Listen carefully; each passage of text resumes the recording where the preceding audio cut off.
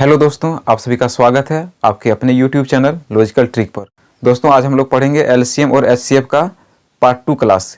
इसके पहले हम लोगों ने एलसीएम और एचसीएफ का पार्ट 1 क्लास पढ़ लिया है, जो हमारे चैनल के प्लेलिस्ट में मिल जाएगा। दोस्तों किसी भी चैप्टर को आसानी से और पूरी तरह समझने के लिए बेसिक नॉलेज होना बहुत ज़रूरी है। तो पार्ट 1 क्लास में मैंने वो सारी जानकारी दी है, इसलिए आप लोग से मेरा रिक्वेस्ट है कि पार्ट 1 क्लास जाके ज़रूर देखें। चलिए देखते हैं आज का पार्ट 2 क्लास। दोस्तों आज का पार्ट 2 क्लास होगा एलसीएम और एचसीएफ का बट्टा वाला प्रश्न है। आइए दोस्तों इस बट्टे वाले प्रश्न को देखते हैं। बट्टा वाला एलसीएम और एचसीएफ ऐसे ही रहता है। तो हम लोगों ने जनरल पढ़ा था कि 2 और 5 का एलसीएम कितना होगा या 2 और 5 का एचसीएफ कितना होगा, लेकिन यहाँ पर दिया हुआ है कि 2/9 और 5/6 का एलसीएम कितना होगा या इसी का एचसीएफ कितना होगा। देखने में तो ये प्रश्न बहुत हार्ड लगता है, लेकिन एक बार जब हम लोग इसको अच्छी तरह से समझ जाएंगे तो ये बिल्कुल बचपन में जैसे हम लोग जोड़ और घटा बनाते थे बिल्कुल वैसे ही लगेगा। तो चलिए हम लोग इसको समझते हैं। तो बट्टा वाला एलसीएम और एचसीएफ बनाने का एक नियम है। तो नियम ये है कि अगर यदि इसका एलसीएम पूछेगा तो ऊपर वाली जो संख्या है उसका एलसीएम निकालते हैं और नीचे वाली जो संख्या है उसका एचसीएफ निकालते हैं। और जस्ट अगर यही प्रश्न अगर यदि 2/9 और 5/6 का अगर यदि एचसीएफ पूछ देगा तो ऊपर वाली संख्या का एचसीएफ निकालते हैं और नीचे वाली संख्या का एलसीएम निकालते हैं। बस एलसीएम और एचसीएफ निकालने तो हम लोगों ने पार्ट 1 क्लास में सीख लिया है। चलिए देखते हैं इसको कैसे बनाएंगे। सबसे पहले हम लोग देखते हैं इसका एलसीएम कितना होगा। तो एलसीएम इसका बनाने का नियम है ऊपर वाली संख्या का एलसीएम और नीचे वाली संख्या का एचसीएफ। तो 2 और 9 का एलसीएम बट्टा नीचे वाली संख्या का एचसीएफ। नीचे वाली संख्या क्या है? 9 और 6 का एचसीएफ। बस हम लोग को यही करना है। एलसीएम और एचसीएफ तो हम लोग पार्ट 1 क्लास में निकालने सीख गए हैं। देखते हैं इसको करके। तो सबसे पहले हम लोग 2 और 9 का एलसीएम निकालते हैं। तो दोस्तों 2 और 9 का एलसीएम क्या होगा? तो 2 और 9 का एलसीएम हम लोग यहाँ अगर यदि काट के देखते हैं तो ये तो किसी भी संख्या से नहीं कटेगा। एलसीएम निकालने में हम लोग क्या सीखे थे कि कम से कम 2 अंक काटना चाहिए। तो यहाँ 2 तो 2 से कट रहा है, लेकिन 2 9 से नहीं कट रहा है। फिर ये 9 3 से कट रहा है, 9 से कट रहा है, लेकिन 2 से नहीं कट रहा है, इसलिए यह एक बार में कटेगा। एक बार में काटते हैं तो यहाँ 2 का 2 ही रह गया, यहाँ 9 का 9 ही रह गया। तो अब तो ये नहीं कटेगा, ये पहले भी नहीं कट रहा था। तो इसलिए इसका एलसीएम क्या हो जाएगा? 2 और 9 का एलसीएम क्या हो जाएगा? 2 और 9 का एलसीएम हो गया 2 9 18। 2 बार में इसका एलसीएम 18 हो रहा है, तो वही इसका 2 और 9 का एलसीएम हो गया 18। फिर उसी प्रकार 9 और 6 का हम लोग एचसीएफ निकालते हैं। तो एचसीएफ हम लोग कल कैसे निकाल रहे थे? यहाँ पर अलग अलग सबका फैक्टर बनाते हैं। तो सबसे पहले हम लोग 9 और 6 को फैक्टर में तोड़ते हैं, उसके बाद इसका एचसीएफ निकालेंगे। तो यहाँ पर हम 9 लिख देते हैं, इसका फैक्टर यहाँ बना दिए। फिर उसी तरह यहाँ 6 लिख देते हैं, 6 का भी फैक्टर बनाते हैं। तो देखते हैं अब 9 कौन कौन संख्या से कट रहा है। तो 9 यहाँ 3 से कट रहा है 3 बार में। अब 3 किस से कटेगा? तो 3 से एक बार में कट रहा है। फिर उसी तरह 6 किस से कटेगा? तो 6 2 से कट रहा है 3 बार में। फिर 3 कट रहा है 3 से एक बार में। दोस्तों अब ये नहीं कटेगा, इसलिए अब 9 और 6 को फैक्टर में लिख देते हैं। तो 9 और 6 का फैक्टर क्या हो गया? 9 का हो गया 1 गुना 3 गुना 3। उसी तरह 6 का फैक्टर क्या हो जाएगा? 1 गुना 2 गुना 3। हम लोगों ने क्या सीखा था कि दोनों संख्या में जो कॉमन रहेगा उसी को हम लोग गुना कर देते हैं, वही उसका एचसीएफ हो जाता है। तो 9 और 6 का एचसीएफ क्या हो गया? 9 और 6 का एचसीएफ हो गया, एक इसमें भी मिल रहा है, एक इसमें भी मिल रहा है, तो एक को ले लेते हैं। फिर यहाँ 3 मिल रहा है, यहाँ भी 3 है। देखिए यहाँ भी 3 है, यहाँ भी 3 है, तो एक 3 को भी ले लेते हैं। अब यहाँ 3 है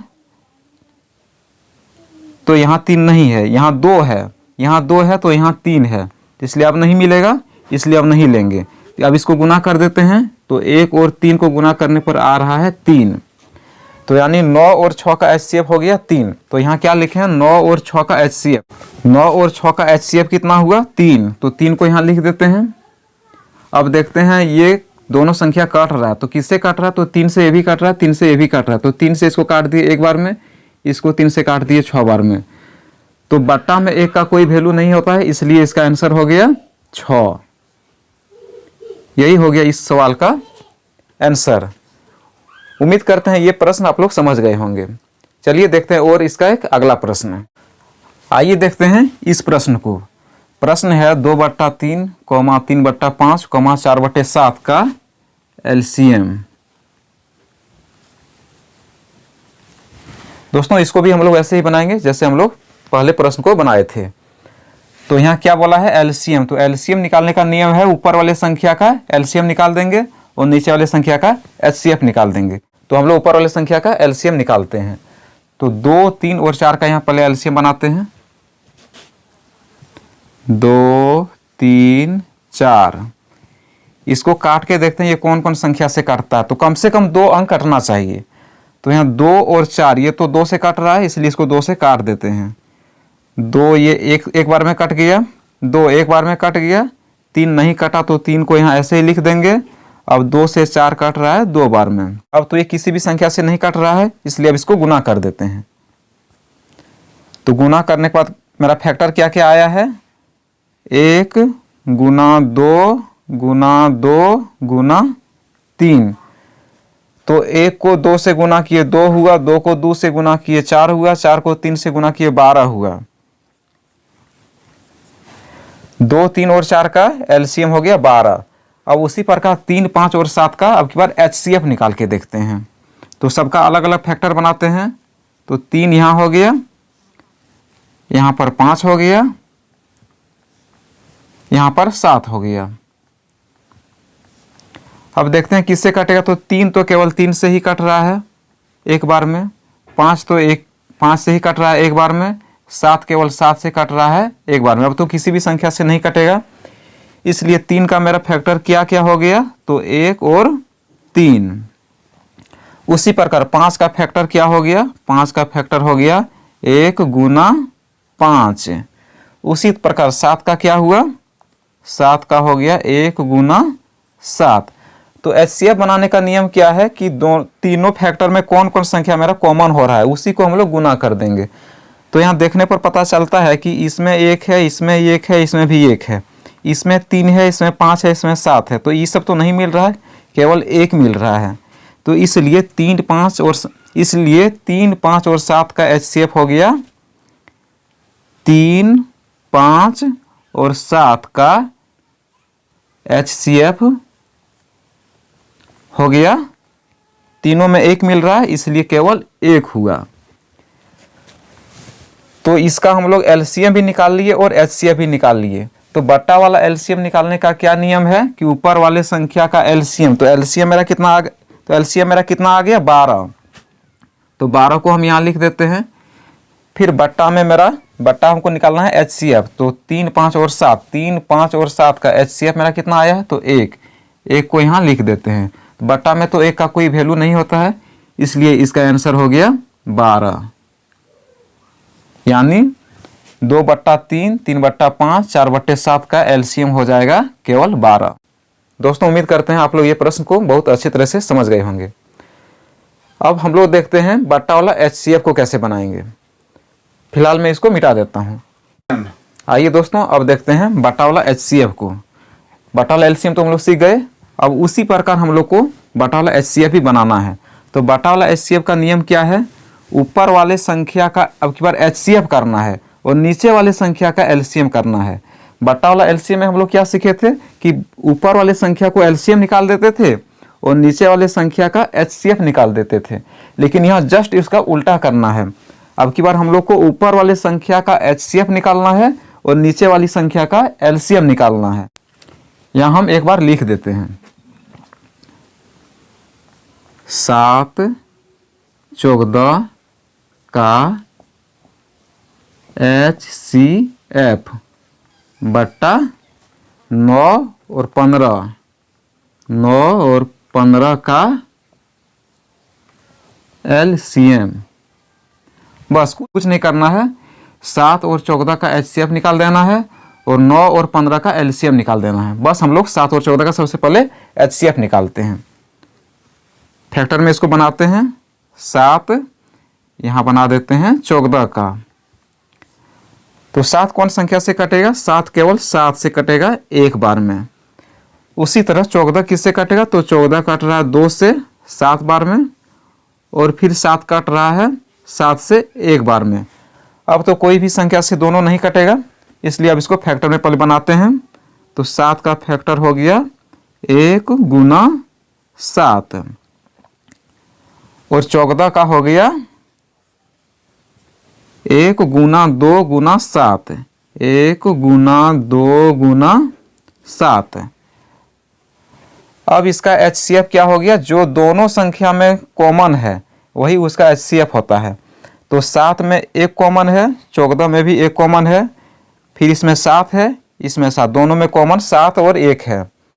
तो HCF क्या होता है? दोनों संख्या में जो कॉमन फैक्टर आ रहा है। तो लिखते हैं 7 और 14 का HCF। तो 1 इसमें भी है, 1 इसमें भी है, तो 1 को निकाल दिए, फिर 7 इसमें भी है, 7 इसमें भी है, फिर 7 को निकाल दिए, फिर यहाँ पर 2 है, यहाँ 2 नहीं है, तो अब 2 को नहीं लिखना है, अब इसको गुना कर देते हैं। तो 1 को 7 से गुना किए तो 7 आया। 7 इस प्रकार 7 और 14 का HCF आ गया 7 है। उसी प्रकार अब हम लोग 9 और 15 का LCM निकाल के देखते हैं। यहाँ हम लोग LCM बनाते हैं। 9 यहाँ लिख दिए, यहाँ 15 लिख दिए। अब इसका LCM बनाते हैं, देखते हैं कौन कौन संख्या से दोनों कट रहा है। तो 3 से 9 भी कट रहा है, 3 से 15 भी कट रहा है, तो यहाँ 3 लिख देते हैं। अब 3 तिया 9, 3 बार में कट रहा है, यहाँ 3 लिख दिए। अब 3 से 15 भी कट रहा है 5 बार में। अब तो ये नहीं कटेगा, इसलिए अब इसको डायरेक्ट गुना कर देते हैं। तो 9 और 15 का LCM क्या हो गया? 3 गुना 3 गुना 5, 3 गुना 3 गुना 5, 3 तिया 9, 9 पचे 45। 9 और 15 का LCM हो गया 45। तो हम लोग का अब HCF भी निकल गया, हम लोग का LCM भी निकल गया। तो अब हम लोग डायरेक्ट इसको यहाँ पर ला के रख देते हैं। सबसे पहले HCF, तो HCF कितना आया है? 7। 7 को यहाँ पर लिख देते हैं, फिर यहाँ बट्टा है, यहाँ बट्टा लिख देते हैं। अब है 9 और 15 का LCM, तो 9 और 15 का LCM कितना आया है? 45। दोस्तों यही हो गया 7/45 हम लोग का आंसर, यानी इस सवाल का आंसर हो गया 7/45। उम्मीद करते हैं दोस्तों आप लोग इस प्रश्न को भी अच्छी तरह से समझ गए होंगे। इसका एक प्रश्न हम लोग और देख लेते हैं। आइए दोस्तों देखते हैं इस प्रश्न को। तो यहाँ पर प्रश्न है 7/9, 14/15, 7/10 का HCF। तो हम लोग को कुछ नहीं करना है, सिर्फ ऊपर वाली संख्या का HCF निकालना है, क्योंकि HCF पूछ रहा है, और नीचे वाली संख्या का LCM निकालना है। तो HCF सबसे पहले हम लोग निकालते हैं। तो HCF निकालने के लिए सबसे पहले इसको फैक्टर में बनाएंगे।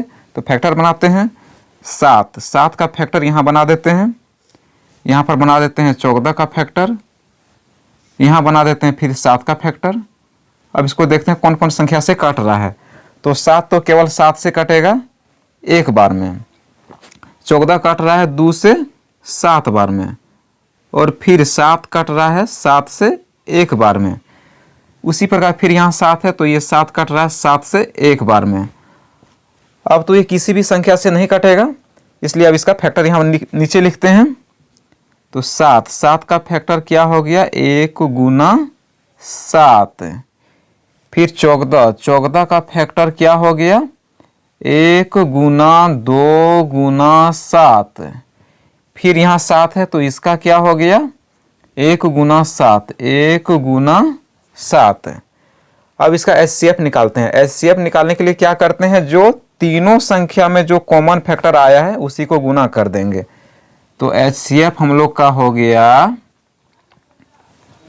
एक इसमें भी है, एक इसमें भी है, एक इसमें भी है, तो एक को निकाल दिए। 7 इसमें भी है, 7 इसमें भी है, 7 इसमें भी है, फिर 7 को यहाँ से निकाल देते हैं। अब यहाँ कोई संख्या नहीं है, लेकिन यहाँ 2 है, यहाँ कुछ नहीं है। तीनों संख्या में जो अंक मिलेगा उसी को यहाँ लेते हैं। तो यहाँ 2 है, इस सब में 2 नहीं है, इसलिए अब इस सबको नहीं लेना है, अब डायरेक्ट यहाँ गुना कर देना है। तो 1 को 7 से गुना किए तो हो गया 7, तो ये 7 हो गया। 7, 14 और 7 का HCF हो गया 7। अब हम लोग उसी प्रकार 9, 15 और 10 का LCM निकाल के देखते हैं। तो 9, 15 और 10 का LCM यहाँ बनाते हैं। यहाँ 9 लिख देते हैं, यहाँ 15 लिख देते हैं, यहाँ 10 लिख देते हैं। अब इसका LCM बनाते हैं। अब 9, 15, 10 कौन कौन संख्या से कट रहा है? तो 3 से कट रहा है। तो 3 से देखते हैं काट के, 3 तिया 9, 3 बार में। अब फिर ये 3 से 15 कट रहा है 5 बार में। 10 तो नहीं कटेगा 3 से, इसलिए 10 को यहाँ वैसे ही ला के नीचे उतार देना है। अब देखते हैं 3, 5 और 10 किससे कट रहा है? तो 3, 5 और 10, 3 तो नहीं कटेगा, लेकिन 5 और 10 5 से कट रहा है, इसलिए 5 से इसको काटते हैं। फिर 3 नहीं कटेगा, तो 3 को वैसे ही ला के यहाँ उतार दिए। अब 5 से 5 कट रहा है 1 बार में, 5 से 10 कट रहा है 2 बार में। अब तो किसी भी संख्या से नहीं कट रहा है, इसलिए इस सबको अब डायरेक्ट गुना करते हैं। तो 9, 15 और 10 का LCM हो गया, LCM हो गया 1 गुना 2 गुना 3 गुना 3 गुना 5। 1 गुना 2 गुना 3 गुना 3 गुना 5। अब इसको गुना करते हैं। 1 को 2 से गुना किए तो 2 हुआ, 2 को 3 से गुना किए 6 हुआ, 6 को 3 से गुना किया 18 हुआ, 18 को 5 से गुना किया 18 पंचे 90 हो गई। इस प्रकार 9, 15 और 10 का LCM हो गया 90। अब हम लोग यहाँ इसको रख देते हैं। तो 7, 14 और 7 का HCF कितना हो गया? तो 7, 14 और 7 का HCF है 7। तो 7 यहाँ हम लोग लिख देते हैं। फिर यहाँ बट्टा है, तो बट्टा यहाँ लिख दिए। उसके बाद क्या है? LCM। LCM तो 9, 15 और 10 का LCM कितना आया है? 90। तो 90 यहाँ लिख दिए। बस यही हो गया इस सवाल का आंसर। उम्मीद करते हैं दोस्तों इस प्रश्न को भी आप लोग बहुत अच्छे से समझ गए होंगे।